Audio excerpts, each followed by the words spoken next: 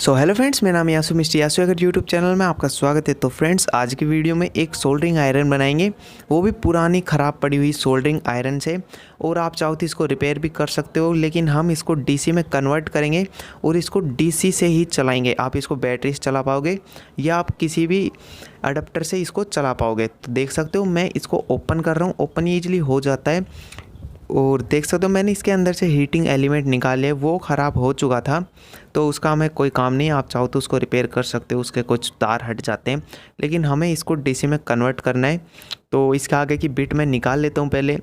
इसके बाद आप देख सकते हो अंदर बिल्कुल आर पार ये हो जाएगा और आप इसको अच्छे से साफ़ कर लेना। इसके बाद इसके इस पार्ट को हम कट कर देते हैं, क्योंकि इसकी हमें ज़रूरत नहीं। ये एसी में जब हम इसको चलाते हैं तब काम आता है, अभी ज़रूरत नहीं। तो इसको छील लेते हैं, ये हमें बाद में काम आएगा। इसके बाद फ्रेंड्स, मैं 2 रेजिस्टेंस यूज़ कर रहा हूँ।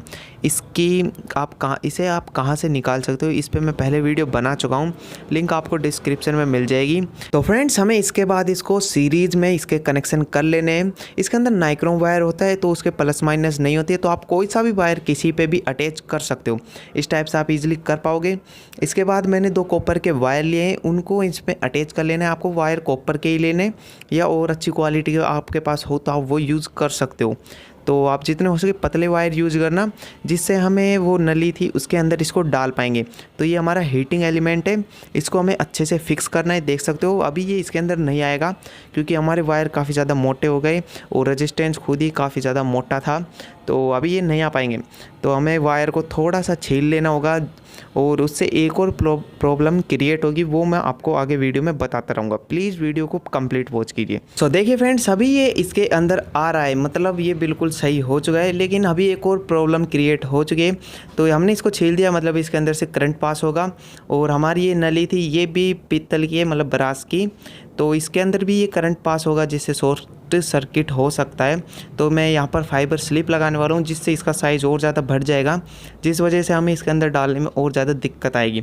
तो प्लीज़ इस वीडियो को देखते रहे ध्यान से, मैं आपको सब प्रॉब्लम का सॉल्यूशन आराम से बताता जाऊँगा। प्लीज़ वीडियो कंप्लीट देखिए।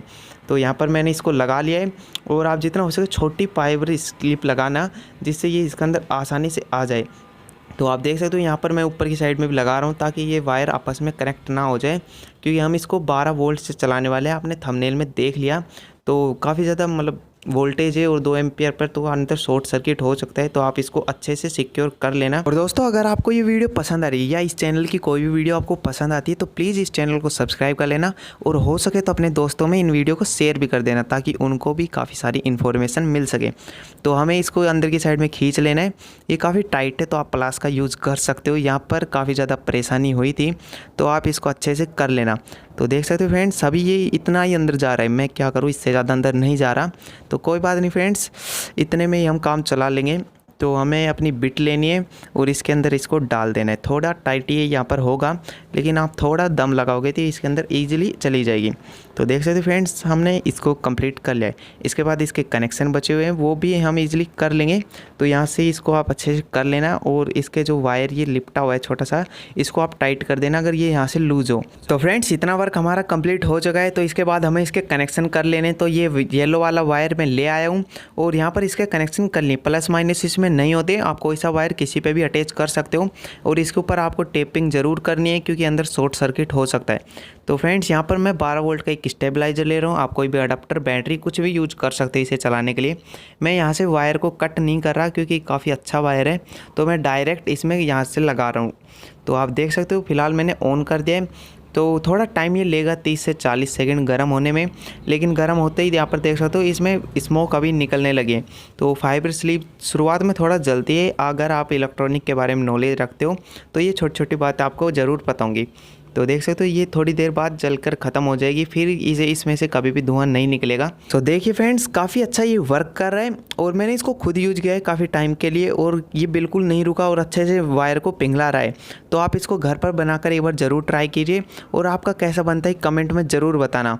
तो चलिए फ्रेंड्स, इस वीडियो में बस इतना ही। अगर आपको वीडियो पसंद आई, प्लीज़ वीडियो को लाइक कर देना, चैनल को सब्सक्राइब कर लेना, और चैनल की वीडियो देखने के लिए आप चैनल को विजिट कर सकते हो। और चलिए फ्रेंड्स, हो सके वीडियो को शेयर किया करो। Thank you so much friend, video के एंड तक देखने के लिए। Bye bye.